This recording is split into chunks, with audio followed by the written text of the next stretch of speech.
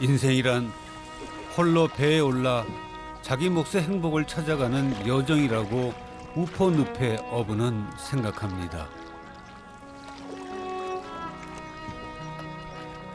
청년의 시절에는 우포 내 거야 이런 마음이 일견에 있었다면 지금은 우포의 아주 작은 한 부분으로 소속되어지는 느낌? 내가 있을 수 있어 정말 행복하다는 느낌.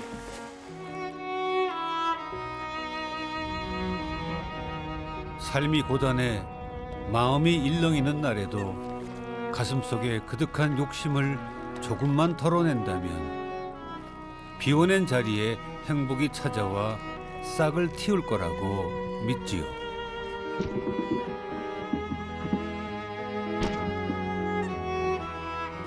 우포늪 한가운데서 노을을 올곧이 맞을 수 있는 행복한 사람이니까.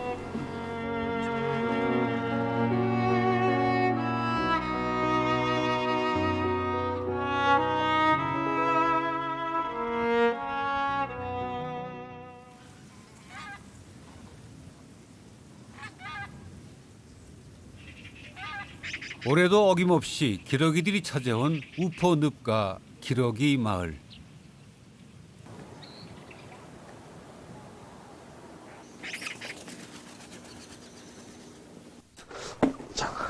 날씨가 춥다. 오늘 갑자기 추워졌어. 고기가 이러면 조심해서 일하고 다녀오세요. 갔다 옵니다. 네, 다녀오세요.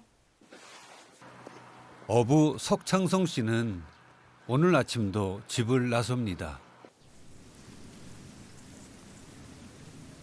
걸어서 5분이면 우포늪에 도착하는데요.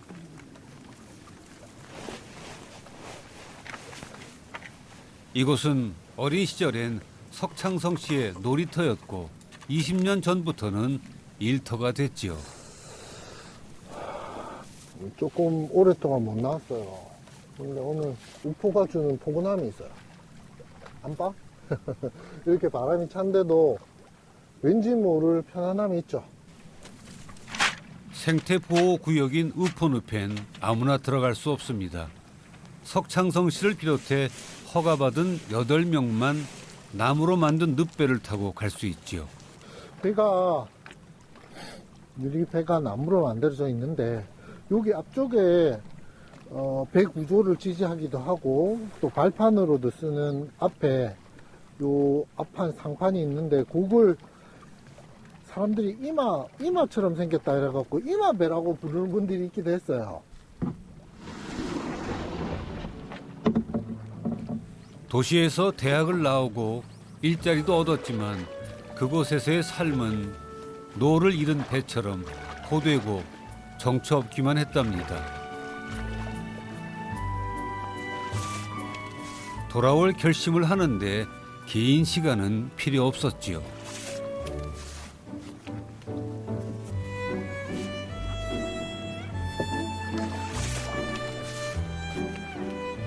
며칠 전 미리 그물을 쳐둔 자리입니다. 오, 바람. 어휴, 이야. 첫 고기. 걱정했지만 다행히 빈 그물은 아닌가 보네요.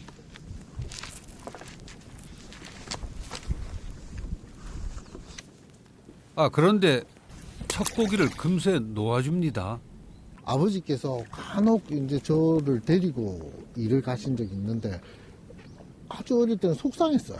그 엄청 큰데 제가 어린 마음에 보기에 너무 이쁘고 반가운데 첫 곡이니까 근데 그걸 이렇게 무심히 툭 놓으시더라고요. 왜 그러시냐고 여쭤봤는데 제 기억에 대답도 별로 안 해주신 것 같아. 아들도 어부가 되어보니 알 것 같습니다. 우포늪의 주인은 어부가 아니고 마음 한켠도 늘 비워둬야 한다는 것을. 저희 집사람한테도 비밀인데 늘 많이 잡아야겠다는 기대는 사실 별로 없거든요.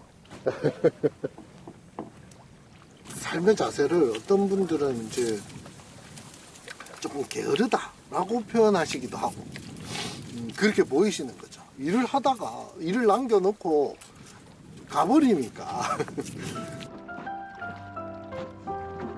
오늘처럼 바람이 거세면 잠시 멈추고 햇살이 등을 어루만지면 다시 늪으로 나오고 자연이 정해주는 대로 살려 합니다.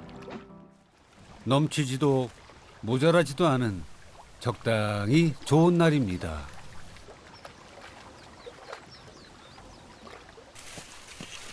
고기가 좀 있던가? 잉어 좀 잡혔는데 그 집사람 허벅지보다 큰 건 놔줬어요. 와, 많다. 잉어는 좀 많이 잡혔어. 이거 잡는 거 몰랐구나. 잉어가 많이 잡혔어. 어부의 아내로 산 지 20년. 한 몸처럼 호흡이 잘 맞습니다. 협의해, 협동해. 자, 저기 옆에, 으쌰.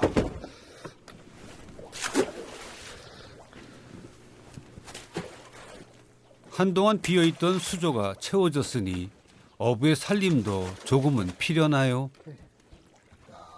한데 남편이 원하는 느릿느릿한 삶의 속도가 아내 입장에서는 어떨지요? 근데 아무래도 집사람이 힘들죠.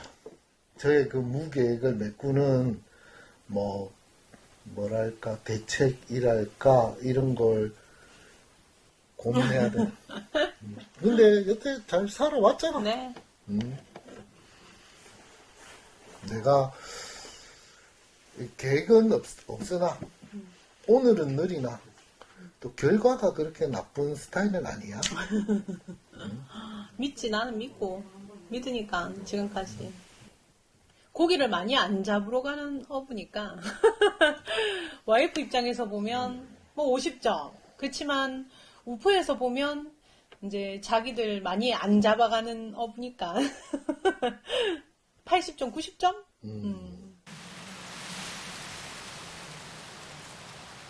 마을 뒤쪽엔 아담한 대숲이 있습니다.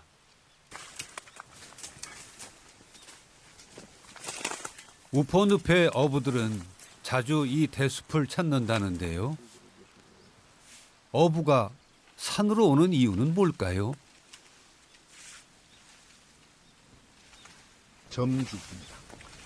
배를 저을 때 쓰는 이제 일종의 삿대로 쓰는 거기 때문에 죽은 대나무 죽자일 테고 점은 저어가는 대나무 그걸 이제 줄여 쓰다 보니까 점죽이라고 부르지 않을까 싶습니다.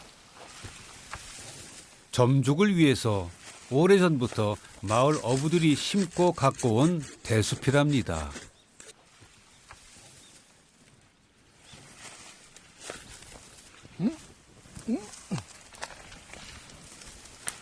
우포늪 어부들에게 점죽은 늪배를 움직이는 유일한 도구이니 길이와 굵기가 무척 중요합니다.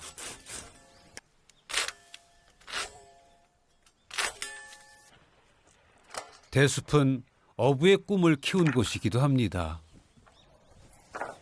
대밭을 해짓고 다니고 뭐 그러니까 아버지가 위험하다고 그 밖에 서 있어라, 따라오지 마라 이렇게 말씀을 하시는데 언제나 따라다녔고 그때는 정말 이게 제가 어떻게 할 수 없는 일임에도 불구하고 저한테 골라봐라고 기회를 주셨어요. 근데 그런 기억들이 모여서 결국은 저를 아버지의 일을 이어받는 어부로 만든 것 같습니다. 석창성 씨에겐 또 한 분의 아버지가 계십니다. 바로 옆마을에 사는 장인이지요. 그래도 여보다는 여가 낫겠지. 이 간격이 이래 안 맞습니까? 이거 한 개 더 있는데 여 없네. 뒤에 거 뒷판 가봐라.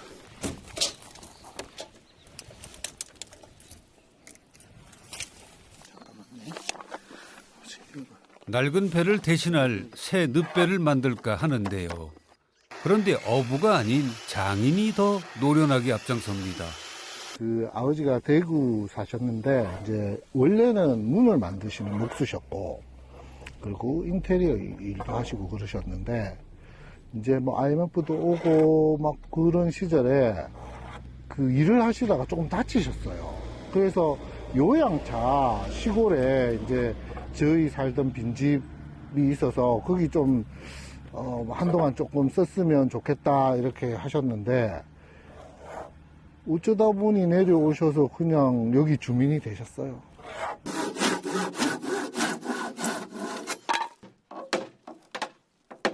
장인과 사위의 합작품이 얼추 모양이 잡혀가네요.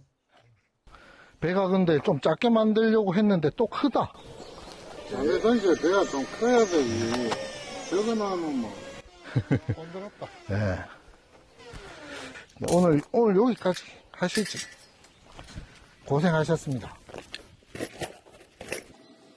이 배도 곧 우포늪을 누비게 되겠지요. 홍송이 이런 거 써놓으면 얼마 안 가요. 한 5년 정도 타면 배가 전부 망가져가지고 수리해도 수리할 수 없을 정도로 배가 험해지니까 타이고 나왕은 여기 한 대 만들면 한 10년 정도 갑니다. 간혹 일을 하시는 곳에 가면 유심히 보게 되는데 우포늪의 어부들이 쓰는 우리가 쓰는 배처럼 완성도가 있거나 아름다운 배를 만들어 쓰시는 곳은 잘 없으신 것 같아요.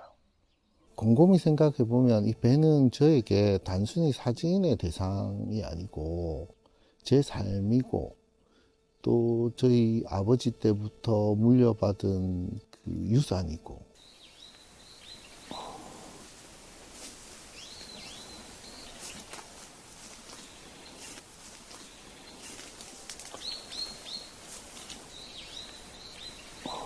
비밀의 정원이란 별명이 있는 이 숲에는 왕보들 고목 100여 그루가 있습니다.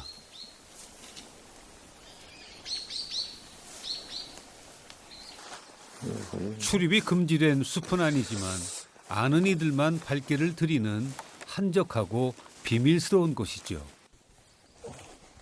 사진작가이기도 한 석창성 씨는 종종 찾아와 왕보들의 안부를 묻습니다. 어쨌든 올해 막 역대급 태풍을 견뎌냈어요. 그래서 기특하다 했는데 그만하고 나서 돌아보니 가지 하나가 부러졌네요. 그래서 조금 안타까운 마음도 있고.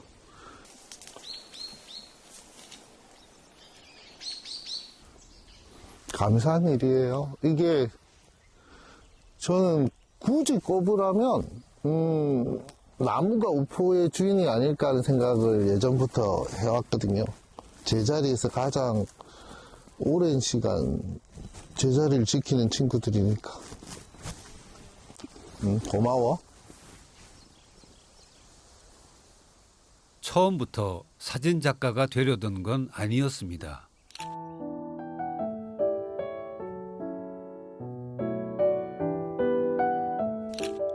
우포늪이 너무 좋아 이끌리듯 사진기를 들었습니다. 그러다 보니 몇 차례의 사진전을 열고 사진 강의도 하게 됐지요.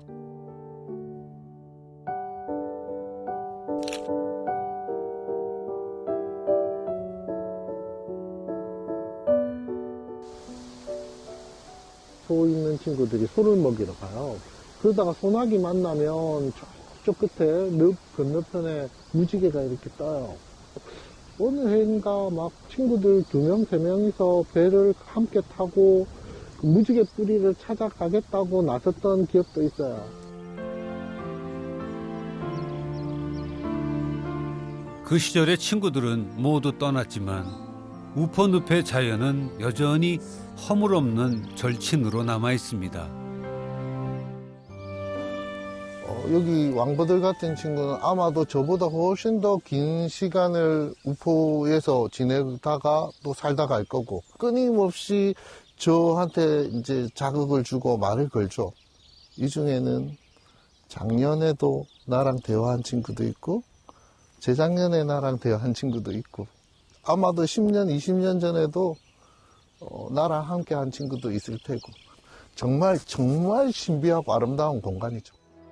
늪을 정화하는 물풀들은 가을이 깊을수록 빠르게 야위어서 작별을 준비합니다. 이게 많은 분들이 오해하시기를, 야, 우포늪에 가니까 물이 굉장히 지저분해, 이렇게 말씀하시는데, 저 친구들은 그 생이가래라는 우포늪을 대표하는 식물 중에 하나, 그 친구들의 그 포자거든요. 그것들이 이렇게 물에 떠 있으면 이렇게 모여서 기름띠처럼 보이거든요. 지난 여름 치열했던 삶의 흔적들이고 그 결과물이니까. 잎이 진다고 소멸하는 건 아닙니다. 기꺼이 다음을 기약하는 홀가분한 시간이지요. 풍경은 바람과 빛이라는 뜻이지요. 가을이 깊을수록 우포늪의 바람과 빛은 새로운 표정으로 멋들어집니다.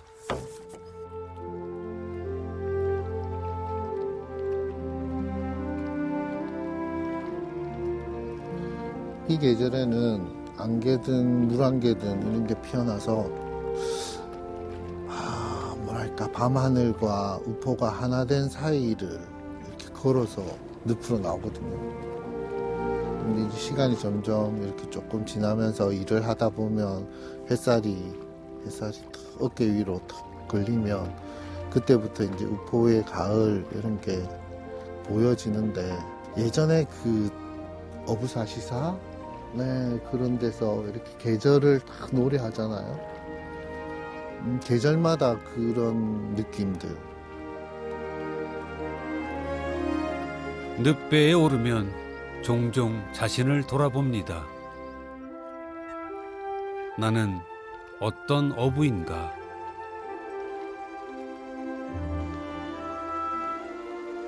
나는 우포늪이 아낌없이 주는 것들을 떳떳하게 누릴 자격이 있는가? 아유, 다행이네.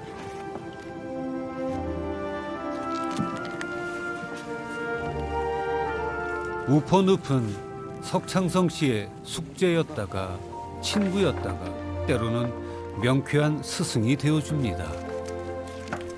고기가 걸려서 살려고 하고, 또 그러는 과정에서 풀도 묻고 꼬이기도 하고, 그래서 정말 답이 있나? 풀 수 있나?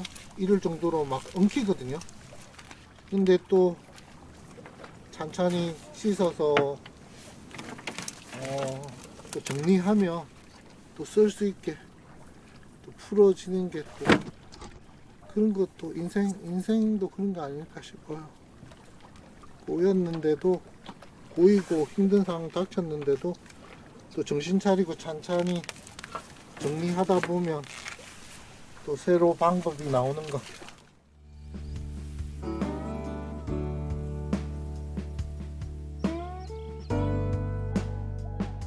우포늪이 얼어붙었습니다. 황량해 보이지만 이 풍경 곳곳엔 내년 봄의 온기가 잠들어 있지요.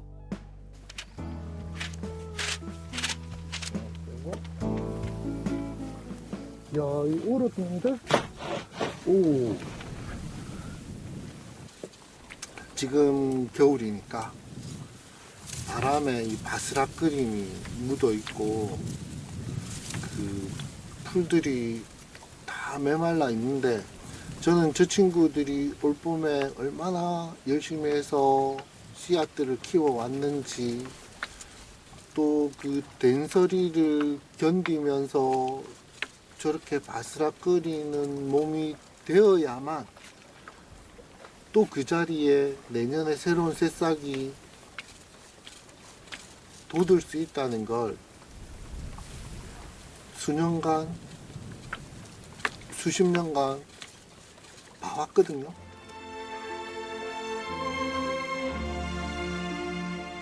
자연은 죽고 태어나기를 반복합니다. 그 위대한 순환 속에 자연의 일부인 인간 세상에 답도 들어있다 믿습니다.